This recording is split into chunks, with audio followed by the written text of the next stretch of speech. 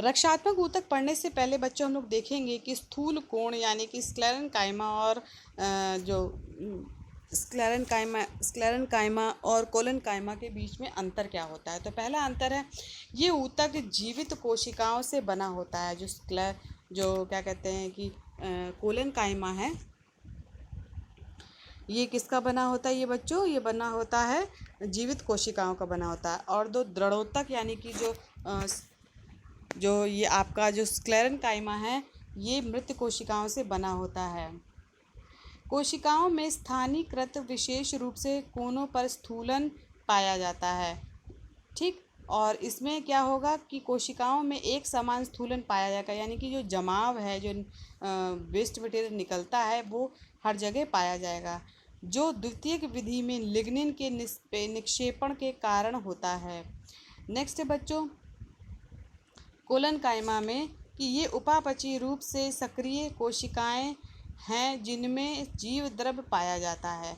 और दृढ़ोतक यानी कि ये मृत कोशिकाएं हैं जिनकी गुहा अत्यधिक सक्रिय तथा जीव द्रव्य विहीन होती है। जो कोलेनकाइमा है बच्चों, जो कोलेनकाइमा है, ये ऊतक लचीली दृढ़ता प्रदान करता है तथा प्रायः तरुण द्विबीजपत्री तनों में पाया जाता है। और किसमें पाया जाएगा, द्विबीजपत्री के तनों में पाया जाता है, ताकि वो उसे लचीलापन प्रदान कर सके। अब बच्चों स्क्लेरेन्काइमा में ये ऊतक पौधे के सभी भागों में यांत्रिक दृढ़ता प्रदान करता है। बीज व नट आदि का भी सुरक्षात्मक आवरण बनाता है, यानी ये बहुत ही मजबूत होता है और ये जो सुरक्षात्मक इसे आवरण एक बना देता है। ठीक है, अब देखते हैं बच्चों रक्षात्मक ऊतक क्या होते हैं। तो रक्षात्मक ऊतक पादपों की जल की अधिकता व कमी की से रक्षा करता है, यानी कि ज़्यादा अगर जल आ जाएगा पौधों में तो उससे भी रक्षा करेगा, और कम आएगा तो उससे भी रक्षा करेगा। ये एक रक्षक आवरण बनाते हैं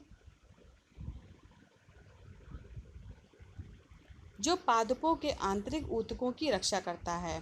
ये पादपों में दो प्रकार के रक्षात्मक ऊतक होते हैं। पहला है बच्चों एपिडर्मिस या फिर अधिचर्म ऊतक यंत्र बाह्य त्वचा कोशिकाओं का बना होता है, यानी कि जो ऊतक तंत्र होता है इसमें ये बाह्य त्वचा की कोशिकाओं से बना होता है। ये एक रक्षात्मक आवरण बनाता है, यानी कि चारों तरफ जो है प्रोटेक्टिव कोटिंग बनाएगा। जो पादप बहुत ही शुष्क वातावरण में पाए जाते हैं, इनमें एपिडर्मिस मोटी होती है और पानी की कमी से बचाता है, यानी कि जैसे आपका मरुस्थल है, वहाँ पे पानी की कमी है तो वहाँ की जो एपिडर्मिस होगी कैसी होगी, मोटी मोटी होगी।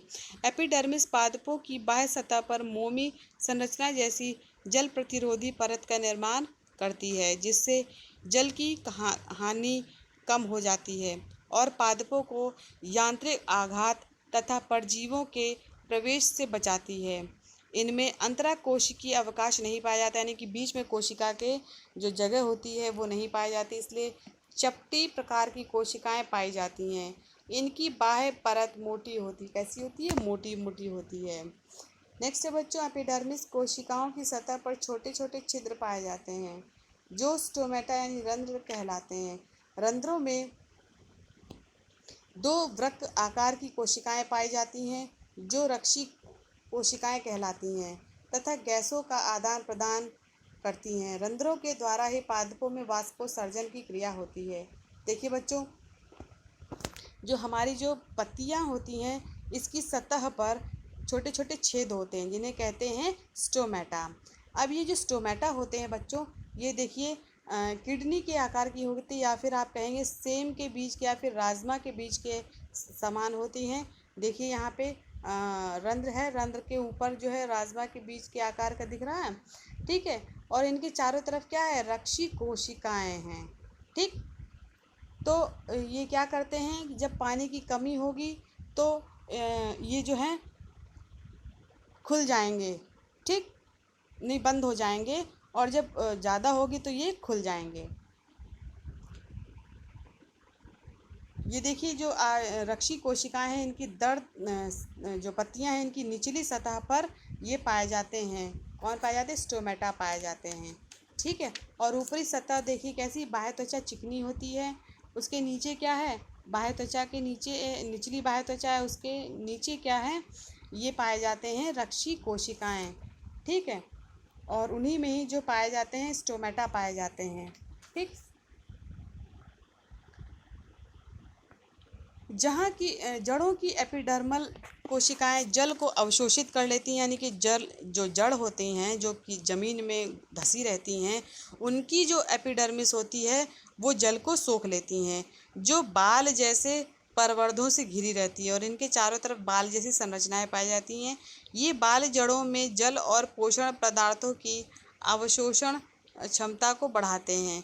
यानी ये क्या करेंगे बच्चों कि जो जल है उसको बाहर निकालने की प्रक्रिया को कम कर देते हैं। ठीक, मरुद्भिद पादपों में जो मरुस्थल में जो पादप पाए जाते हैं उनकी एपिडर्मिस मोटी होती क्यूटिकल की परत पाई जाती है जो जल की हानि को कम कर देते हैं। नेक्स्ट आता है बच्चों सुरक्षात्मक जो ऊतक है वो है कॉर्क। ये तने में द्वितीयक विभज्यों तक की एक मोटी एक पतली भित्ति है जो एपिडर्मिस यानी पुरानी छाल का स्थान ले लेती है। ये प्रायः मृत कोशिकाएं होती हैं, इनमें अंतरा कोशिकीय अवकाश नहीं पाया जाता है। ये पादपों के ऊपर मोटी परत बनाती हैं। कॉर्क जानते हैं, जैसे कि छाल जिसे कहते हैं, है ना, छाल का निर्माण करती हैं। इसकी भित्ति में सुबेरिन नामक पदार्थ पाया जाता है। तो कॉर्क की भित्ति है उसमें कौन सा पदार्थ पाया जाएगा, सुबेरिन, जो छालों को यांत्रिक आघात, जल की हानि व संरक्षण से बचाता है। यानी कि उन्हें जो है हर तरीके से नुकसान होगा अगर ये कॉर्क नहीं उपस्थित होगी। तो यहाँ बच्चों आज आपकी कक्षा समाप्त होती है। अगर बच्चों किसी भी तरीके की कोई दिक्कत हो तो आप ग्रुप में डाल के पूछ सकते हैं। धन्यवाद बच्चों आज की कक्षा के लिए।